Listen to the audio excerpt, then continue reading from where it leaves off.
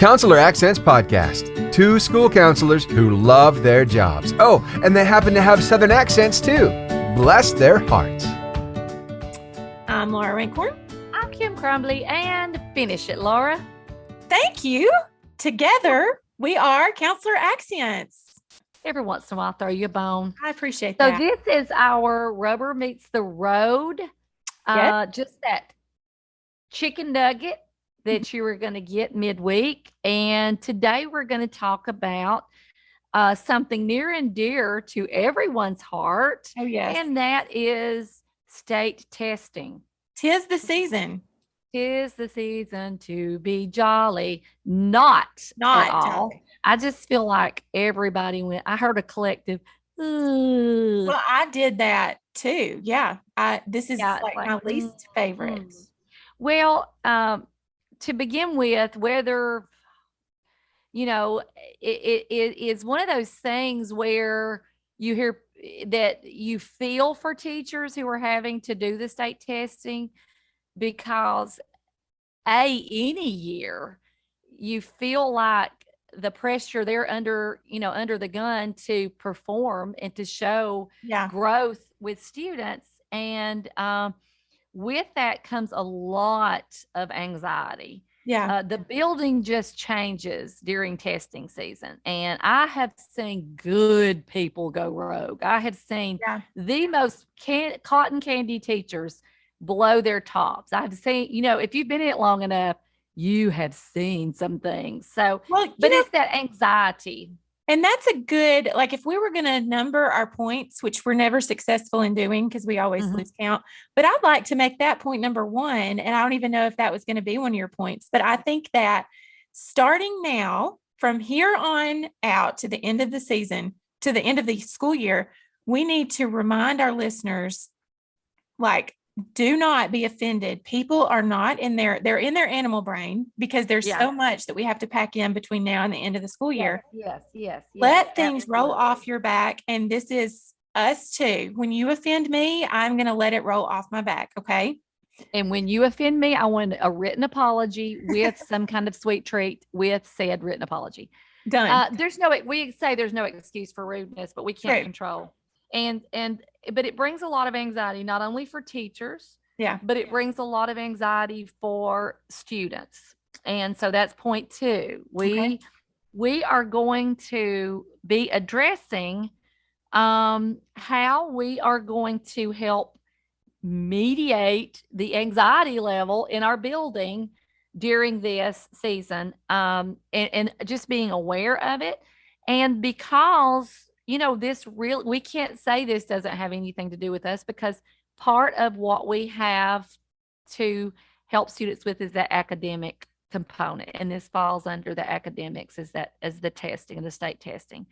You said it's so smart when you said that, when you're bringing in the whole data components from ASCA and how it's not an option. We have to focus on academics. So whether you're the building test coordinator or not, it is our job to address this. So well said. So we do lessons for students, just as playing the role of a school counselor. We do whole group lessons on how to prepare for a test, and it's a lot of practical things. I think what I have found is when I do a lesson with the students, it's almost like it's the relief for the teacher too. It's like they've got a cheerleader helping them talk to the students about, hey, get here on time. Hey, have a healthy breakfast. Hey, put this in perspective. All of the things, the mental, the physical, all the things that they're experiencing, we're helping them put this in perspective when we do these lessons. So we have lessons. There are other lessons out there that we use. So we'll link those lessons if you want one of ours, or if you find something or create one because you're wanting to talk to these students about how to get prepared for the test. Well, one of the ones that we're doing this year, I'm very excited about, because after my great success with the Coping Skills Cafe and doing the centers, I thought I will never do another lesson the same way again. It was so just easy. So we've created a testing lesson that can pretty much run autonomously whether you're in the room or not, really, once you get it set up. And so I'm very excited that we have turned our testing principles, our testing tips into a centers. Absolutely. I based. forgot about that. Yeah. I absolutely had forgot about that. And that's how we're going to do it this year. And it's engaging this, we're this year, but there's other, there's whole group, but this is a center based, and the kids, I think, are going to be more engaged. And I think it's going to be, because they're actually doing and rotating and doing Yeah. the different things. Well, So, go hang on ahead. one second. I have to do 2 testing lessons this year because my students are testing at 2 different times. It's complicated, but my 3rd graders are going to get 2 different testing lessons. So the first lesson that I'm going to do with them is one of my favorites. It's our shark lesson. But Yes. I want Yes. to tell you, I wish I had it here. Attack the test. Yeah, it's Attack the Test, and it's based on sharks. So I bought from Amazon. I'm changing it up the way that I do it. So I'm going to bring them up like in groups, and we're going to do like, there are some quiz questions in the lesson. Uh-huh. So when we do that, I've got this game called Shark Bite, and they have to pull one of the fish out of the shark's mouth, and it may clamp down on the child, and we may have to send them to the nurse, or it may not. And so I'm very excited to watch. I will be borrowing. How will be borrowing. Yeah, it's going to be great. And let me just say, it's not just elementary and middle school counselors who are preparing students to test. The all consuming SAT, ACT, all the things preparing for college, it is, especially for students in the high school lesson, I think more pressure for those college bound students. And so addressing the anxiety level of students is so important. Now, the other part of this is that we know that being the building test coordinator is a non-school counseling task, but we hear you, counselors, and we know that we don't live in, Candyland. We're actually in the real world, and that for many school counselors, you are asked to be the BTC. If you're not, kudos, fantastic. And if you are, you might want to look at starting data now as to how much time it is taking you to be the BTC. You can't just say, I can't be the BTC because it's taking too much time. That means nothing without that data. So if that is something that you want to work toward, is to lose the job of being the BTC, which does take you away from other school counseling or from school counseling jobs, then I suggest you keep up with the amount of time that it takes, and maybe others in your district can do the same. And that might be something that you want to talk to your superintendent or your school board about. But having said that, we know that some of you are the BTC. So Laura, could you give us a few tips on maybe how to get that organized and get our brain started thinking about being that building test coordinator if we have to be? Yes. Well, you will have a system test coordinator. So first and foremost, I'd say defer to whatever the system test coordinator tells you to do. So these are just some of the practical tips throughout the years that have helped us. But ultimately, of course, you're going to do what the higher ups tell you to do.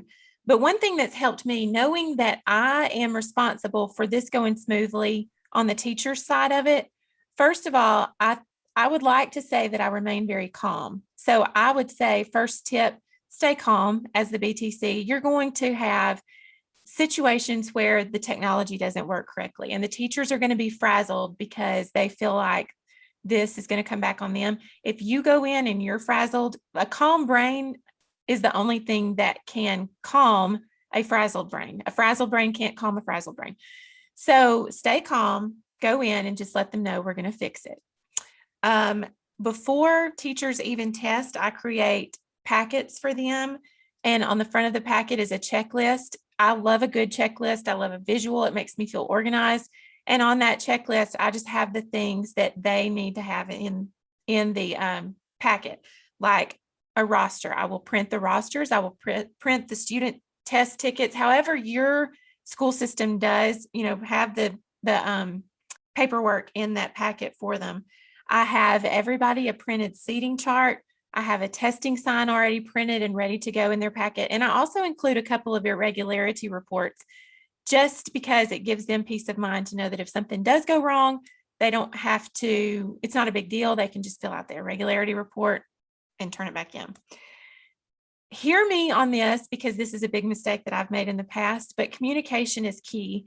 And you're going to need to organize a group of hall monitors. You're going to need to organize possible proctors and then your test administrators, and maybe just letting them know, hey, this next 2 weeks is crazy.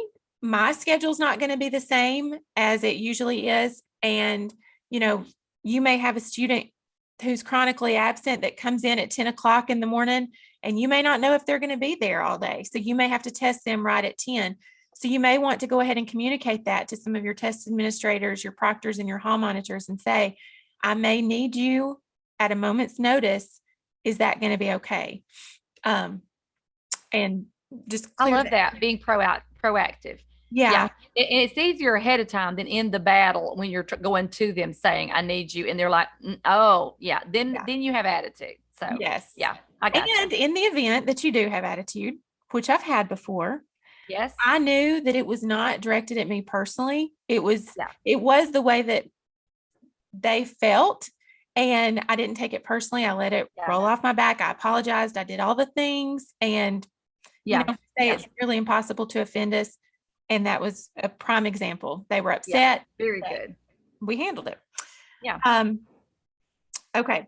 One thing that my system test coordinator does that I think is so helpful, he gives me everything in a tub, and it shows me like how I need to turn it around to the teachers, because he makes it so organized that like it gives me such peace of mind. So him doing all of this work for me shows me like what a relief it is. And if I can turn around and do that for the teachers, I want to give them that same peace of mind that I'm getting with getting this organized tub of paperwork and documents. Yeah, it's almost like our job is at the front end, making sure that everything is ready to go, and then it's seamless.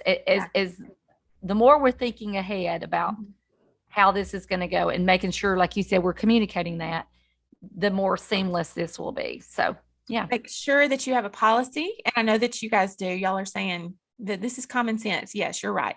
But things that you don't think about, make sure that you have a digital device collection policy, and make sure that before you give them their test materials, you are taking, or they have put their phone, their computer, and their watch. We don't think a lot of times about our watch if you have a smartwatch, but take that off. Who doesn't? Too. Welcome. You're not in 1980. Everybody thinks about the watch. My assistant principal doesn't.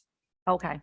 And so you just offended him. And so we hope that these are some tips that will help you as you get ready for, I don't know, our least favorite season, but a necessary season. I don't know what we want to call it. I don't either. I can hear people going, it's not necessary. Read the book Dip and Duper Day. I mean, is it Dip or Duper Day? Where the principal is like, everything has to be just right on the state testing. And then so it's difficult. It's going to be even more difficult this year because a lot of people didn't do the state testing last year, and they're going to have to do it this year, even though we've missed a lot of school days due to the pandemic. So we're here. I hope that this makes it less stressful, some of the things and ideas that we gave you, and we'd love to hear your ideas and thoughts as always. Just remember, like, as you're going through this, we are too. So any tips that you go through, like you uncover throughout this process, please share them with us, because we say it frequently, but we're in the trenches with you. So if there's something that works for you, it may work for us. So please share those tips with us too, because, hey, we're looking for all the help we can get as well. Ooh, and you need it. I do need it. Thanks.